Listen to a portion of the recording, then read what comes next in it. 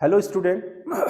हमारा आज का वीडियो उन विद्यार्थियों के लिए है या उन स्टूडेंट्स के लिए है जो आपका उत्तराखंड पीसीएस की प्री परीक्षा को अटेम्प्ट कर चुके हैं 14 जुलाई को, जो आपके उत्तराखंड लोक सेवा आयोग द्वारा आयोजित कराई गई थी।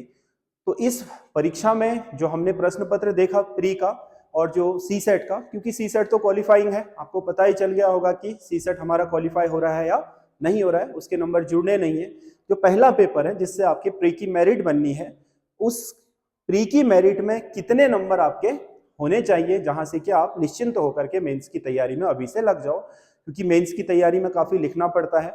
आपको पता है 7 पेपर है और 7 पेपरों के लिए आपको इतना ज्यादा लिखने की प्रैक्टिस करनी पड़ती है, 7 पेपरों का सिलेबस कवर करना होता है। तो अगर आप इस उम्मीद में रहेंगे कि हमारा जो प्री का रिजल्ट है वो आएगा और उसके बाद मेंस की तैयारी करेंगे, तो वहां पर आपके लिए काफी दिक्कत हो जाएगी।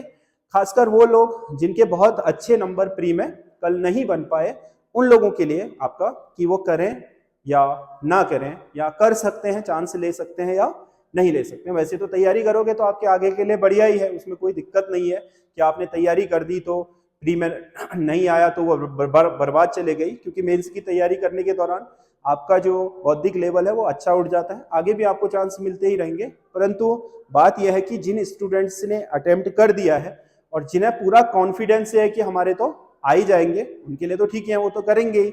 जो थोड़ा बहुत संशय की स्थिति में है कि इतने नंबरों पर हो पाएगा या नहीं हो पाएगा, उनके लिए बना रहे। खासकर जो मैंने पेपर देखा, उस पेपर में हमारा जो इतिहास है, इतिहास से जो आपका प्रश्न पूछे गए हैं, इतिहास है, भूगोल है और आपका पॉलिटिकल साइंस है और इकोनॉमी है। इनमें से अगर हम देखें तो इतिहास के क्वेश्चन बहुत कठिन नहीं थे। अगर जिसने साधारण रूप से भी एक बार इतिहास बढ़िया तरीके से पढ़ी होगी, वो लगभग इसको अटेम्प्ट कर लिया होगा। भूगोल की भी यही स्थिति है और जो आपका जो पॉलिटिकल साइंस है उसकी भी स्थिति यही है। इकोनॉमी थोड़ा इन्होंने करंट के परिप्रेक्ष्य में ज्यादा पूछी है। करंट के परिप्रेक्ष्य में पूछने के कारण इकोनॉमी का जो आपका थोड़ा जो परफॉर्मेंस है वो बहुत हाई लेवल का किसी का भी नहीं रहा होगा, क्योंकि उसमें टर्म थोड़ा 2-4 ऐसे टफ भी पूछे हैं कि संभवतः वो जो ट्रेडिशनल पढ़ रहे होंगे उन लोगों को समझ नहीं आए होंगे। तो इसका बहुत अच्छा हम मान के नहीं चल रहे हैं, एवरेज मान के चल रहे हैं। विज्ञान जो पूछा है, विज्ञान काफी कठिन पूछा है, ठीक ठाक साधारण जो सामान्य विज्ञान जीएस के लिए पढ़ते हैं उससे थोड़ा ऊपर के ही लेवल का है। कंप्यूटर और विज्ञान वाला जो साइंस एंड टेक्नोलॉजी वाला पोर्शन है वो थोड़ा आपका टफ पड़ेगा। इतना आप जो भी आपने दिया होगा सभी लोगों को ये देख करके समझ में आ गया होगा कि हाँ ये चीजें आपके थोड़ा टफ पड़ेंगी। तो इसे हम बहुत अच्छी श्रेणी में नहीं रख रहे इस पेपर में। और उसके बाद करंट अफेयर्स, करंट जो इन्होंने पूछा है, इस करंट अफेयर्स में बहुत ही साधारण चीजें पूछी हैं।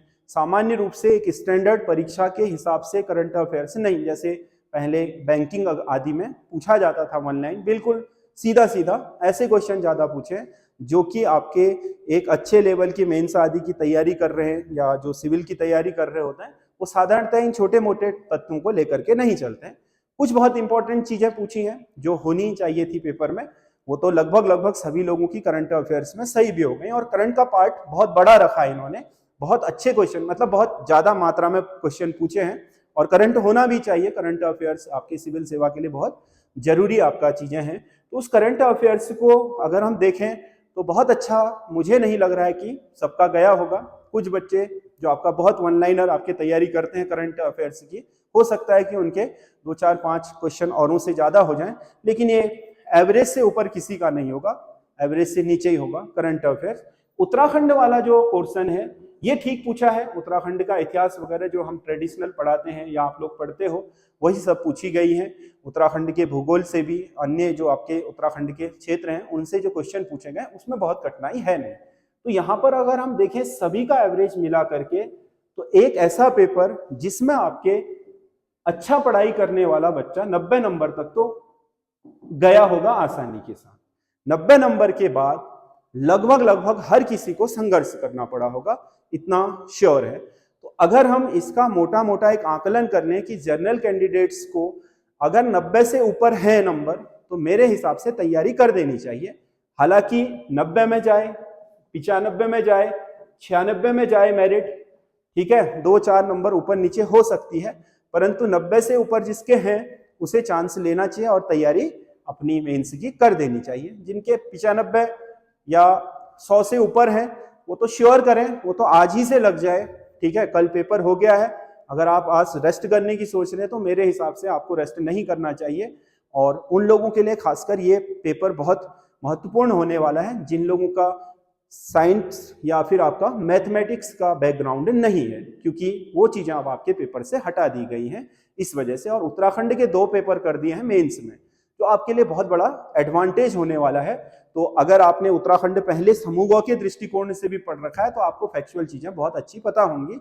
अब बस आपको क्वेश्चन आंसर लिखना आना चाहिए। अगर उस पर आपने अच्छा काम कर लिया तो इसमें कोई दो राय नहीं कि आप समूह में सिलेक्शन नहीं ले पाए और पीसीएस में ले गए सिलेक्शन। अगर आपने अब से सही मेहनत कर दी, मान लो आप समूह में भी ऐसे ही ला रहे थे, प्री आपका समूह के जैसे आधार पर हो गया, आप 100 नंबर से प्लस लाए हैं और आपका अच्छा ठीक, मतलब जो फैक्चुअल नॉलेज है वो ठीक हो चुका है। अगर आप यहाँ से लिखने की प्रैक्टिस करते हैं और रोज, मेरे हिसाब से अब से आपको पहले महीने में 1500 शब्द रोज लिखने शुरू कर देने चाहिए कौन सा क्वेश्चन आंसर्स के रूप में।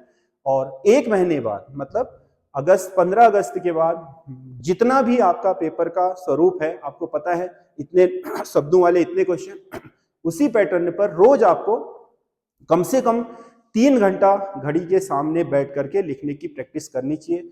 पुराने पेपरों को देखो, उन्हें सॉल्व करो, उनसे क्वेश्चन आंसर बनाओ, उसी तरीके के लिखो।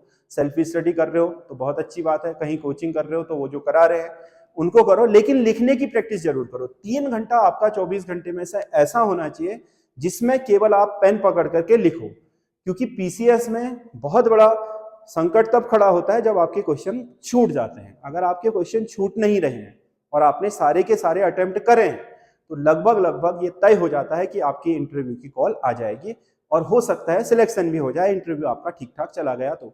अगर आपने लिखने की प्रैक्टिस नहीं करी और आपको बहुत अच्छा आता भी है तो आपकी ना लिखने के कारण थॉट प्रोसेस इतनी स्लो हो जाती है कि आते हुए भी आप कई प्रश्नों को छोड़ देंगे, जिसके कारण आपको सीधा लॉस हो जाता है कि अटेम्प्ट ही नहीं है तो 0 हो गया। अटेम्प्ट है तो थोड़ा बहुत आपका एवरेज भी लिखा है, 10 कोई चीज 8 नंबर की है या 5 नंबर की है तो देने वाला 2 तो दे करके जाएगा, करा ही नहीं है तो 5 में से 0 मिल जाएगा। ऐसे करके अगर आपके सारे पेपरों में 2-2, 3-3 नंबर, 4-4 नंबर बढ़ गए तो ये मान लो कि आपके कुल स्कोर में 20-25 नंबर की वृद्धि ऐसे ही हो जाती है कि आप 5-5 नंबर का 1-1, 2-2 क्वेश्चन छोड़ के आए हैं और वो आपने अटेम्प्ट कर लिए हैं, तो इतना अंतर आपका पैदा हो जाएगा।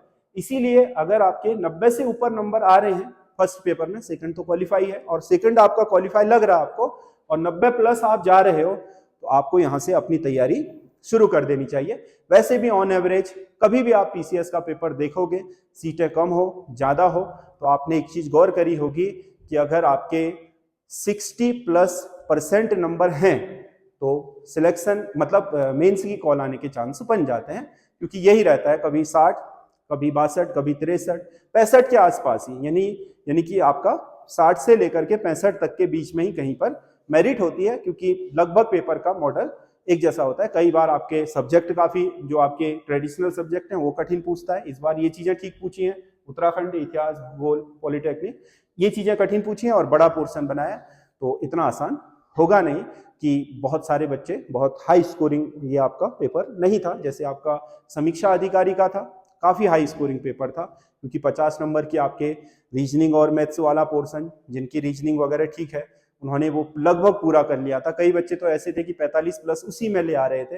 बाकी 100 नंबर में भी जीएस उतनी कठिन नहीं थी, वहां से भी लोग अपना आराम से 60 नंबर के आसपास, 65 नंबर के पास, 70 नंबर के पास उठा गए। इस वजह से वो मेरिट थोड़ा ऊपर चली गई थी। यहाँ इतना आपका मेरिट समीक्षा अधिकारी के जितने ऊपर नहीं जाएगी, क्योंकि पेपर का लेवल भी थोड़ा कंफ्यूजिंग है। कठिन तो नहीं कह सकते, कंफ्यूज करने वाला पेपर, और जहाँ बहुत सारी चीजें कंफ्यूजिंग हो जाती हैं तो वहां पर हमारे माइनस मार्किंग के चांस भी ज्यादा हो जाते हैं, क्योंकि हम कर तो बहुत ज्यादा आए हैं लेकिन माइनस होने के चांस यहाँ पर आपके बढ़ जाएंगे। इस वजह से अगर आपके 90 प्लस है तो आपको मेंस की तैयारी कर लेनी चाहिए। धन्यवाद।